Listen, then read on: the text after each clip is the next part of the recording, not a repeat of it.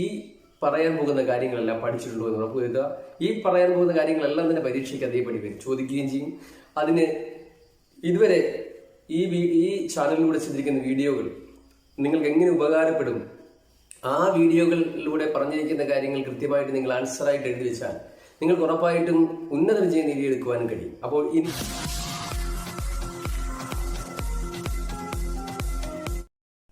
പ്രിയപ്പെട്ട പഠിതാക്കളെ, കഴിഞ്ഞ 12 വർഷത്തിലേറെയായി തുല്യതാ പഠന രംഗത്ത് പ്രവർത്തിക്കുന്ന ഒരു അധ്യാപകൻ എന്ന നിലയിൽ മനസ്സിലാക്കിയെടുത്ത കാര്യങ്ങളുടെ അടിസ്ഥാനത്തിൽ, നിരീക്ഷിച്ചെടുത്ത കാര്യങ്ങളുടെ അടിസ്ഥാനത്തിൽ തയ്യാറാക്കിയിട്ടുള്ളൊരു വീഡിയോ ആണിത്. ഈ വരുന്ന ഇംഗ്ലീഷ് എക്സാമിനേഷന് നിങ്ങൾക്ക് ഉറപ്പായിട്ടും പ്രതീക്ഷിക്കാവുന്ന ചോദ്യങ്ങളും ഏതൊക്കെ ചോദ്യങ്ങളെയൊക്കെ പഠിച്ചുകൊണ്ട് പോയിരിക്കണം എന്ന് ഉറപ്പായിട്ടും നിങ്ങളെ ബോധ്യപ്പെടുത്തിക്കൊണ്ടുള്ള ഈ പരീക്ഷയ്ക്ക് നിങ്ങൾക്ക് ഉറപ്പായിട്ടും പ്രയോജനം ചെയ്യാൻ പോകുന്ന വീഡിയോ ആണിത്.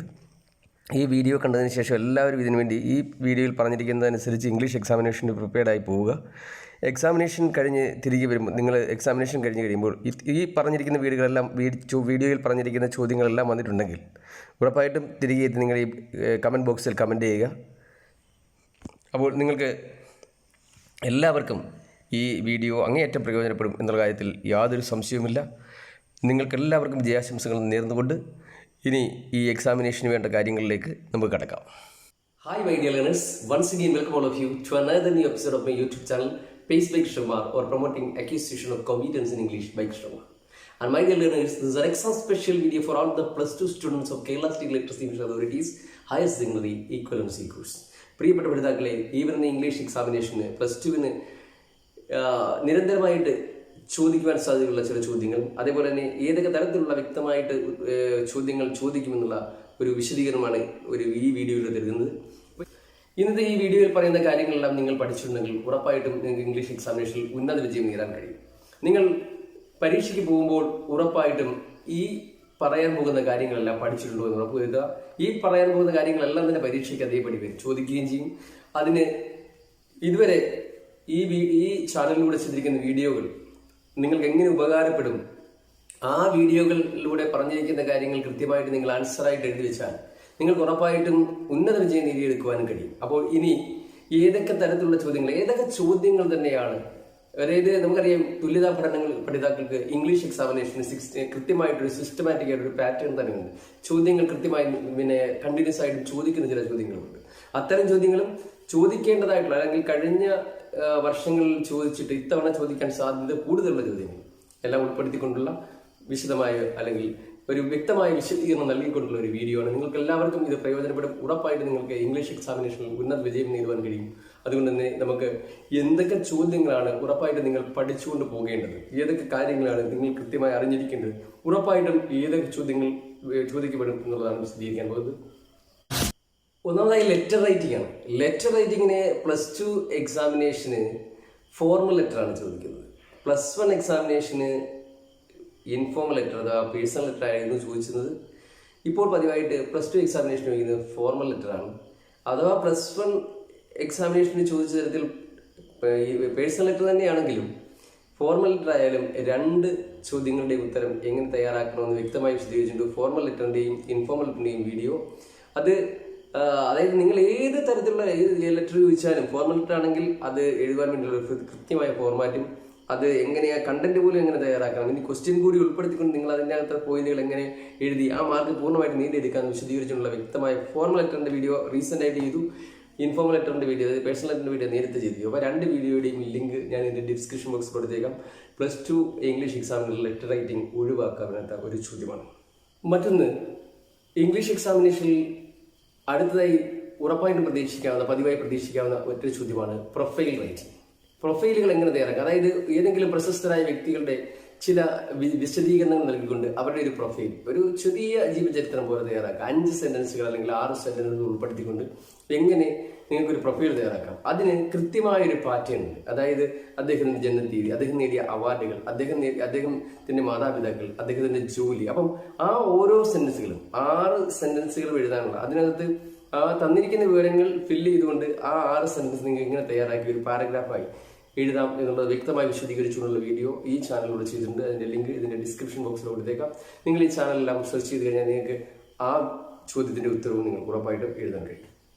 മറ്റൊരു വളരെ ഇമ്പോർട്ടൻ്റ് ആയിട്ടുള്ള ഒരിക്കലും ഒഴിവാക്കാനേ ആവാത്ത മറ്റൊരു ചോദ്യമാണ് സ്പീച്ച് റൈറ്റിംഗ്. നിങ്ങൾക്കൊരു വ്യക്തമായ ഒരു വിഷയം നൽകിക്കൊണ്ട് ഈ വിഷയത്തെ അധികരിച്ചുകൊണ്ട് നിങ്ങൾ എവിടെയെങ്കിലും നിങ്ങൾ സ്കൂളിലോ അല്ലെങ്കിൽ ഒരു ക്ലബിലോ അല്ലെങ്കിൽ ഏതെങ്കിലും ഇമ്പോർട്ടൻ്റ് ആയിട്ടുള്ള ഒരു സംരംഭത്തിൽ നിങ്ങൾ ഡെലിവറി പ്രസംഗിക്കാൻ പോകുന്ന ഒരു വിഷയം ഇന്നതിനെ അധികരിച്ചുകൊണ്ട് ഒരു സ്പീച്ച് തയ്യാറാക്കുമെന്ന് പറഞ്ഞൊരു ക്വസ്റ്റ്യൻ ഉണ്ടാവും. അപ്പം നമുക്ക് ആനുകാലിക സംഭവങ്ങൾ ഉൾപ്പെടുത്തിക്കൊണ്ടും ക്വസ്റ്റ്യനിലെ വിവരങ്ങൾ എങ്ങനെ അതിലേക്ക് ആഡ് ചെയ്തുകൊണ്ട് നിങ്ങൾക്ക് അതിന്റെ ആൻസറാക്കി മാറ്റാം എന്ന് വിശദീകരിച്ചുകൊണ്ടുള്ള വ്യക്തമായ ഒരു സ്പീച്ച് എങ്ങനെ തയ്യാറാക്കാം എന്നൊരു വീഡിയോ. ആ വീഡിയോ കണ്ടാൽ നിങ്ങൾക്ക് ആ സ്പീച്ച് അതിൽ തന്നിരിക്കുന്ന കാര്യങ്ങൾ എഴുതി വെക്കുക. ക്വസ്റ്റ്യനകത്ത് ചില ഒരു ടിപ്സും അറിഞ്ഞിരിക്കുന്ന കാര്യങ്ങളോട് ചേർത്ത് നിങ്ങൾക്ക് അതിന്റെ മാർക്ക് പൂർണ്ണമായിട്ട് നേരത്തെ രീതിയിലുള്ള വീഡിയോ ഉണ്ട്. അപ്പോൾ അത് കണ്ടാൽ ഉറപ്പായിട്ട് നിങ്ങൾക്ക് അതിന്റെ മാർക്ക് ലഭിക്കുന്നതായി. മറ്റൊരു ചോദ്യം എന്ന് പറയുന്നത് നോട്ടീസ് റൈറ്റിംഗ് ആണ്. നോട്ടീസ് വളരെ സിമ്പിൾ ആയിട്ടുള്ള സ്റ്റെപ്പുകൾ ഉപയോഗിച്ചിട്ടുണ്ട്. ഏത് തരത്തിലുള്ള നോട്ടീസ് വന്നാലും അതിന് ഒരു പർട്ടിക്കുലർ ഫോർമാറ്റ് തയ്യാറാക്കിക്കൊണ്ട് നിങ്ങൾക്ക് ആ നോട്ടീസിന്റെ മാർക്ക് നേടിയെടുക്കുന്നതിന് വേണ്ടിയുള്ള ഒരു വീഡിയോ ഓൾറെഡി ചെയ്തിട്ടുണ്ട്. അതിന്റെ ലിങ്ക് ഞാൻ ഈ വീഡിയോയുടെ ഡിസ്ക്രിപ്ഷൻ ബോക്സിൽ കൊടുത്തേക്കാം. അപ്പോൾ ആ കൃത്യമായി പറഞ്ഞിരിക്കുന്ന അതിന്റെ കുറെ ഫോർമാറ്റ് അതിന്റെ കാര്യങ്ങളെല്ലാം ഉൾപ്പെടുത്തിയിട്ടുണ്ട്. അത് അതേപടി നിങ്ങൾക്ക് ക്വസ്റ്റ്യൻ കൂടി എങ്ങനെ അതിനെ ക്വസ്റ്റ്യനിൽ കൂടി ഉൾപ്പെടുത്തിക്കൊണ്ട് അതിന്റെ ഉത്തരമാക്കി മാറ്റണമെന്ന് വിശദീകരിക്കുന്ന സിമ്പിൾ ടെപ്പ് കൊടുത്തുകൊണ്ടുള്ള വീഡിയോ ഓൾറെഡി ചെയ്തിട്ടുണ്ട്. അതും നിങ്ങൾക്ക് ഉപകാരപ്പെടും. ഇനി മറ്റൊരു ചോദ്യമാണ് ട്രാവൽ ഇറ്റിനറി തയ്യാറാക്കുക എന്നുള്ളത്. വളരെ അടുത്ത് തന്നെ ഒരു ട്രാവൽ ഇറ്റിനറി എങ്ങനെ തയ്യാറാക്കണമെന്ന് വ്യക്തമായി വിശദീകരിച്ചുകൊണ്ട് വീഡിയോ ചെയ്തിട്ടുണ്ട്.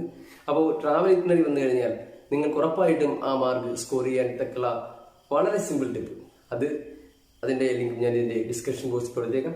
നിങ്ങൾ അതുകൂടി എഴുതുക. ഇനി മറ്റൊരു ചോദ്യം പതിവായി ചോദിച്ചിരിക്കുന്ന മറ്റൊരു ചോദ്യമാണ് ഇമെയിൽ തയ്യാറാക്കുക എന്നുള്ളത്.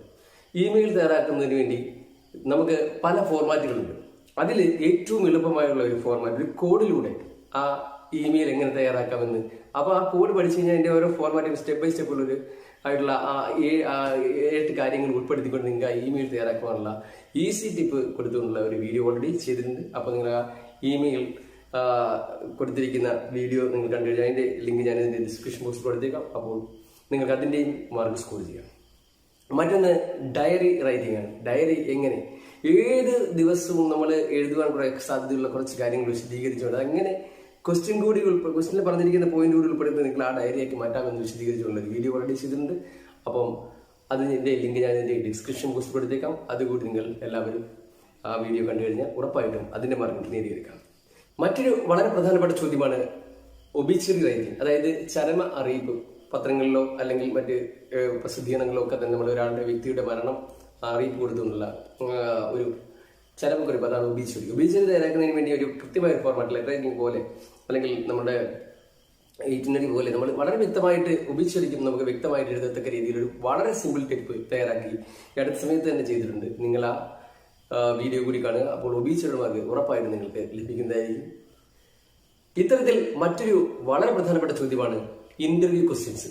അതായത് നിങ്ങൾക്ക് ഏറ്റവും വളരെ പ്രശസ്തനായ ഒരു വ്യക്തിയെ നിങ്ങൾക്ക് ഇന്റർവ്യൂ ചെയ്യാനുള്ള അവസരം കിട്ടിക്കഴിഞ്ഞാൽ അദ്ദേഹത്തോട് നിങ്ങൾക്ക് ചോദിക്കാൻ നിങ്ങൾ ചോദിക്കുന്ന ഒരു 6 ചോദ്യങ്ങൾ നിങ്ങൾ തയ്യാറാക്കുന്നുണ്ട്. അതിപ്പം പൊളിറ്റീഷ്യൻ ആയാലും ഒരു ആക്ടർ ആയാലും വളരെ ഫേമസ് ആയിട്ടുള്ള ഒരു എഴുത്തുകാരനായാലും ആരോടായാലും നമുക്ക് കോമൺ ആയിട്ടൊരു 6 ചോദ്യങ്ങൾ ചോദിക്കാൻ ഉണ്ടായിരിക്കും. അത്തരത്തിൽ ഒരു ചോദ്യം ത്തിന്റെ ഒരു ലിസ്റ്റ് തയ്യാറാക്കി കഴിഞ്ഞാൽ ഉറപ്പായിട്ടും ഇത്തരത്തിലൊരു ചോദ്യം വന്നു കഴിഞ്ഞാൽ ഇത് പതിവായി ചോദിക്കുന്നതാണ്. Suppose you get an opportunity to interview a famous film actor Dulquer Salmaan, what will be the likely questions you are going to ask. നിങ്ങൾ ദുൽഖർ സൽമാനെ ഇന്റർവ്യൂ ചെയ്യാൻ അവസരം കിട്ടിയാൽ അദ്ദേഹത്തോട് ചോദിക്കാൻ സാധ്യതയുള്ള ഒരു 6 ചോദ്യം. അതല്ലെങ്കിൽ നിങ്ങൾക്ക് പിണറായി വിജയനെ ഇന്റർവ്യൂ ചെയ്യാൻ അവസരം കിട്ടിക്കഴിഞ്ഞാൽ നിങ്ങൾ അദ്ദേഹത്തോട് ചോദിക്കാൻ സാധ്യതയുള്ള ഒരു 6 ചോദ്യം. ഇത്തരത്തിൽ പ്രശസ്തരായ വ്യക്തികളെ ഇന്റർവ്യൂ ചെയ്യുവാൻ വേണ്ടി ഒരു 6 ചോദ്യങ്ങൾ നിങ്ങൾ എങ്ങനെ ചോദിക്കാം.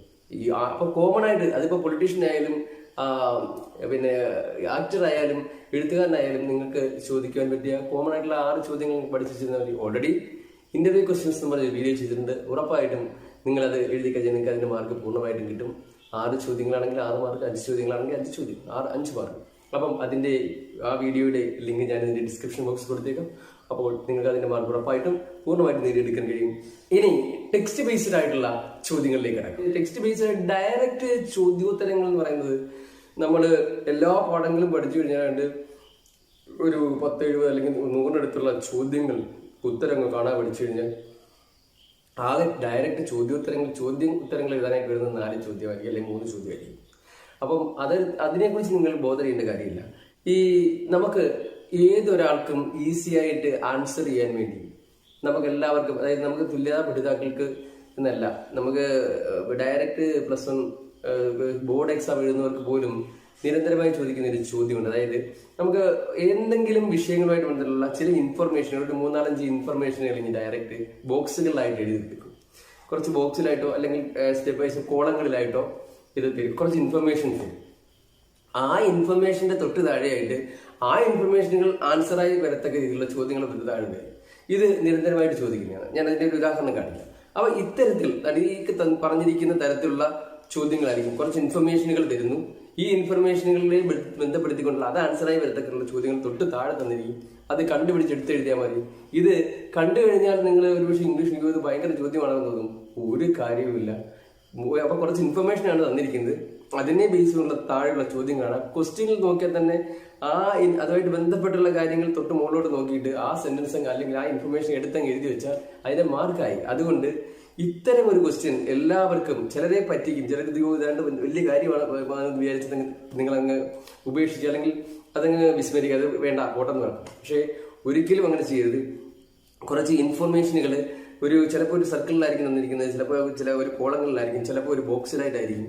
ആ ഇൻഫർമേഷന് ഉത്തരമായി വരത്തേക്കുള്ള തൊട്ട് താഴെയായിട്ട് 4-5 ചോദ്യങ്ങൾ കാണും. അപ്പോൾ ആ 5 ഇൻഫർമേഷൻ ഉണ്ടെങ്കിൽ ആ 5 ഇൻഫർമേഷനും ആൻസറായിട്ട് വരാൻ വേണ്ടി ഒരു 5 ചോദ്യങ്ങൾ കാണും.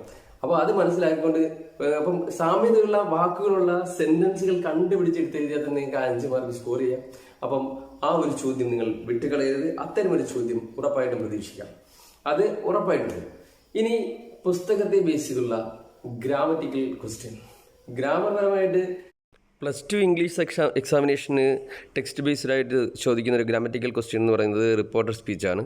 അപ്പോൾ റിപ്പോർട്ടർ സ്പീച്ചിന് ഉറപ്പായിട്ടും റിപ്പോർട്ടർ സ്പീച്ച് ഇംഗ്ലീഷ് എക്സാമിനേഷന് +2 ചോദിക്കും.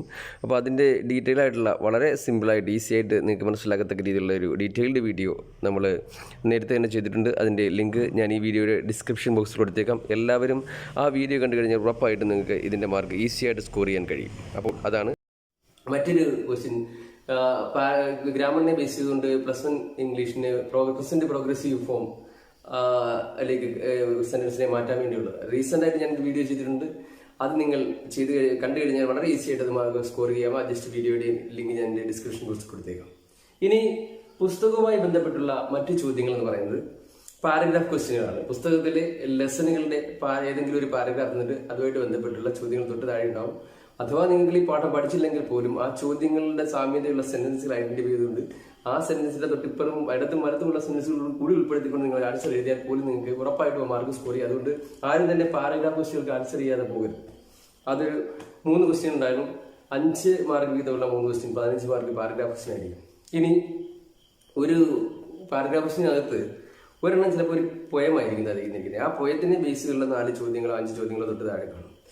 ഉറപ്പായിട്ടും ഒരു കാര്യം പ്രതീക്ഷിക്കുക, പൊയറ്റിന്റെ പേരും കവിയുടെ പേരും കവിതയുടെ പേരും, അതായത് പൊയറ്റിന്റെ പേരും പൊയത്തിന്റെ പേരും നിങ്ങൾ പഠിച്ചിരുന്നാൽ ഉറപ്പായിട്ടും അതിനകത്ത് തന്നെ ചിലപ്പോൾ 2 മാർക്ക് കിട്ടും. ഇനി മറ്റൊരു ചോദ്യം എന്ന് പറയുന്നത് പുസ്തകത്തിൽ നിന്ന് ചോദിക്കുന്നത് അപ്രീസിയേഷൻ തയ്യാറാക്കുക, കവിതകൾക്ക് ആസ്വാദനക്കുറിപ്പ് തയ്യാറാക്കുന്നത്. അപ്പൊ നിങ്ങൾക്ക് ആകെ 5 കവിതകളുണ്ടെങ്കിൽ ആ 5-ൽ ഏത് ചോദിച്ചാലും അപ്രീസിയേഷൻ തയ്യാറാക്കാൻ 5 മാർക്കിന് നിങ്ങൾക്ക് എങ്ങനെ സ്കോർ ചെയ്യാമെന്നത് വളരെ വ്യക്തമായി വിശദീകരിച്ചിട്ടുണ്ട്. നിങ്ങൾ കവിയുടെ പേരും കവിതയുടെ പേരും മാത്രം പഠിച്ചാൽ തന്നെ ആ അപ്രീസിയേഷന്റെ മാർക്ക് നേടിയെടുക്കാനുള്ള ഒരു സിമ്പിൾ ടിപ്പ് കൊടുത്തുകൊണ്ടുള്ള ഒരു വീഡിയോ ഓൾറെഡി ചെയ്തിട്ടുണ്ട്. അതിന്റെ ലിങ്ക് കൂടി ഞാൻ ഡിസ്ക്രിപ്ഷൻ ബോക്സിൽ കൊടുത്തേക്കാം. അപ്പം അതുകൂടി നിങ്ങൾ കാണുക. നിങ്ങൾക്ക് ഉറപ്പായിട്ടും എക്സാമിനേഷന് ആ ചോദ്യം ഉണ്ടായിരിക്കും. ടെക്സ്റ്റ് ബേസ്ഡ് ആയിട്ടുള്ള മറ്റൊരു ഇമ്പോർട്ടൻറ്റ് ക്വസ്റ്റ്യൻ ആണ് ക്യാരക്ടർ സ്കെച്ച് തയ്യാറാക്കുക എന്നുള്ളത്. ക്യാരക്ടർ സ്കെച്ച് എന്ന് പറഞ്ഞാൽ കഥാപാത്ര നിരൂപണം. നമ്മൾ പഠിച്ചിട്ടുള്ള പാഠങ്ങളിലെ കഥാപാത്രങ്ങൾ, കേന്ദ്ര കഥാപാത്രങ്ങളെ അവരുടെ കഥാപാത്ര നിരൂപണം നടത്തുക എന്ന് പറഞ്ഞ ചോദ്യം ഉണ്ടാവും. 5 മാർക്കിൻ്റെ ഒരു ചോദ്യമാണ്. നിരന്തരമായിട്ട് പതിവായിട്ടും 2-3 ലെസനെ ബേസ് ചെയ്തുള്ള ക്യാരക്ടർ സ്കെച്ചാണ് ചോദിക്കുന്നത്.